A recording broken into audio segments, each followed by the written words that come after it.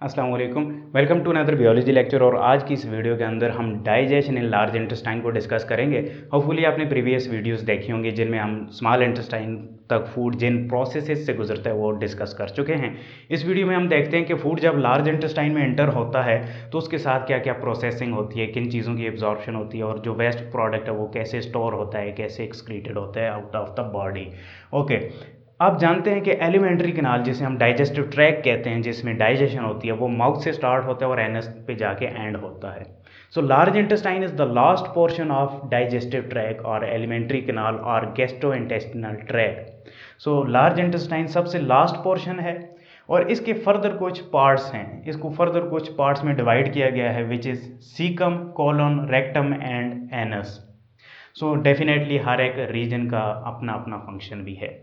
Large intestine की अगर हम लेंथ की बात करें तो 5 फीट लॉन्ग होती है, 1.5 मीटर, विच मीन्स। और इसे लार्ज इसलिए कहा जाता है कि ये डायमीटर में लार्ज होती है, इसकी मोटाई ज़्यादा होती है स्मॉल इंटेस्टाइन से। That's why it is called large intestine. Otherwise इसकी लेंथ स्मॉल इंटेस्टाइन से कम होती है। सो सबसे जो फर्स्ट पोर्शन है लार्ज इंटेस्टाइन का, जहाँ पर स्मॉल इंटेस्टाइन एंड होती है तो लार्ज इंटेस्टाइन स्टार्ट होती है। सो वहाँ पर एक पोर्शन आता है जिसे सीकम कहा जाता है, which is a pouch shaped portion. So यहाँ पर हम देखते हैं, ये ब्लू कलर में मैंने लार्ज इंटेस्टाइन ड्रा कर रखी है, अंदर रेड कलर में स्मॉल इंटेस्टाइन है। स्मॉल इंटेस्टाइन यहाँ पर जाकर लार्ज इंटेस्टाइन के साथ अटैच होती है। So this is the portion where small intestine and large intestine join together. So इसको मैंने जूम कर लिया है। यहाँ पर देखते हैं, ये स्मॉल इंटेस्टाइन है, ये यहाँ पर लार्ज इंटेस्टाइन के साथ अटैच होती है। तो यहाँ पर एक पाउच शेप स्ट्रक्चर बनी हुई है, लार्ज इंटेस्टाइन की पाउच शेप स्ट्रक्चर है, इसे सीकम कहा जाता है। So that is the caecum. Caecum का फंक्शन क्या है? It helps in fermentation of ingested material, यानी जो फूड है उसमें फर्मेंटेशन होती है। ऐसा फूड मटेरियल जिसकी ब्रेक डाउन नहीं होती, बच जाती है, अभी तक जो फूड बच गया है फर्मेंट ब्रेक डाउन से, वो जब सीकम में पहुंचता है तो उसकी फर्मेंटेशन होती है। फर्मेंटेशन क्या है? Break down of food by the help of micro organism और एनारोबिक रेस्पिरेशन। सो क्योंकि लार्ज इंटेस्टाइन के अंदर ऑक्सीजन अवेलेबल नहीं होती तो हमारे लार्ज इंटेस्टाइन में गुड बैक्टीरिया प्रेजेंट होते हैं, जो क्या करते हैं, जो फर्मेंटेशन करते हैं, एनारोबिक रेस्पिरेशन करते हैं और फर्मेंटेशन के नतीजे में अपने लिए भी खुराक बनाते हैं, खुद भी सर्वाइव करते हैं और साथ साथ फर्मेंटेशन के नतीजे में short chain fatty acid release होते हैं और वो फैटी एसिड जो है कोलोन से एब्जॉर्ब होते हैं, यानी लार्ज इंटेस्टाइन की वाल से एब्जॉर्ब होते हैं और हमारी बॉडी में एनर्जी प्रोवाइड करते हैं। So that is the function of caecum and this is the shape of caecum. Okay, फिर सीकम के साथ ही एक और पोर्शन अटैच होता है जिसे अपेंडिक्स कहा जाता है। You might familiar about it. Appendix एक फिंगर लाइक प्रोजेक्शन होती है, एक फिंगर लाइक प्रोट्रूडिंग प्रोजेक्शन होती है, स्ट्रक्चर होती है, जो हेल्पफुल होती है for the storage of good bacteria, यानी ये स्टोर हाउस का रोल प्ले करती है फॉर गुड बैक्टीरिया।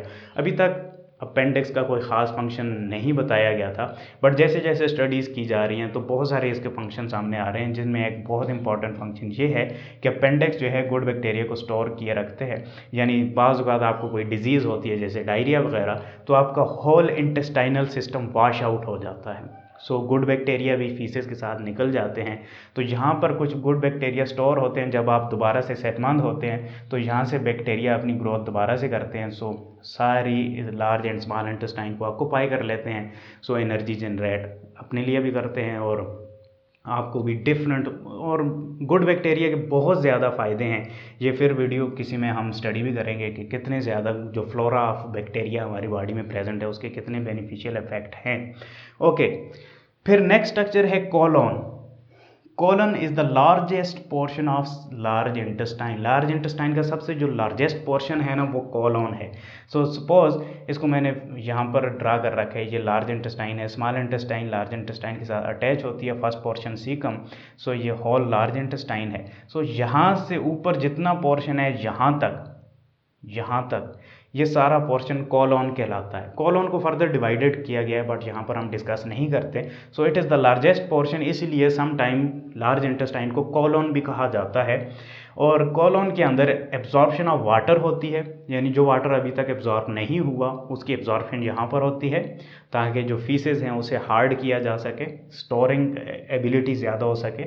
इसके साथ साथ एब्जॉर्प्शन ऑफ साल्ट होती है, यानी इलेक्ट्रोलाइट्स वगैरह की एब्जॉर्प्शन होती है लार्ज इंटेस्टाइन में। कॉलोन रीजन के अंदर, और विटामिन के की और कुछ विटामिन B12 की भी एब्जॉर्प्शन होती है लार्ज इंटेस्टाइन के अंदर। सो ये vitamin K most of the time fermentation के नतीजे में प्रोड्यूस होता है। सो होपफुली आपको कोलोन का कंसेप्ट क्लियर हो चुका होगा। And then here we come the last portion of large intestine, rectum.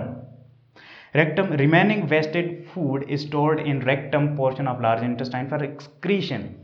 अब जो रिमेनिंग फूड होता है, जो वेस्टेड फूड है जिसकी अब बॉडी को ज़रूरत नहीं है, वो जाकर रेक्टम पोर्शन में स्टोर हो जाता है।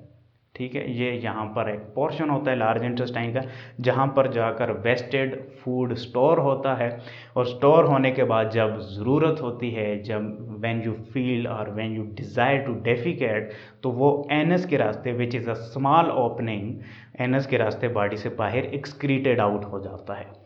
ओके, यहाँ पर एक चीज़ मैं आपको बता दूँ, जैसा हमने स्टडी किया था कि होल जो हमारा डाइजेस्टिव ट्रैक है, इसके अंदर movement of food bye peristalsis हो रही होती है।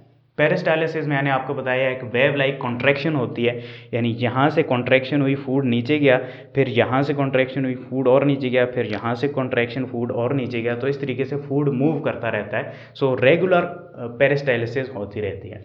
बट जब हम लार्ज इंटेस्टाइन में पहुँचते हैं तो लार्ज इंटेस्टाइन के अंदर peristalsis 2 to 3 time a day होती है, रेगुलर नहीं होती, 2 to 3 टाइम अ डे होती है।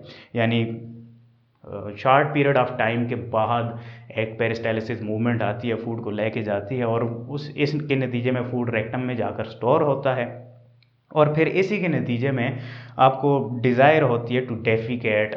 आप फील करते हैं कि आपने जाना है वॉशरूम और आपने एक्सक्रीट करने हैं फीसेस। नेक्स्ट लेक्चर तक के लिए मुझे इजाज़त दें। शुक्रिया, अल्लाह हाफिज़।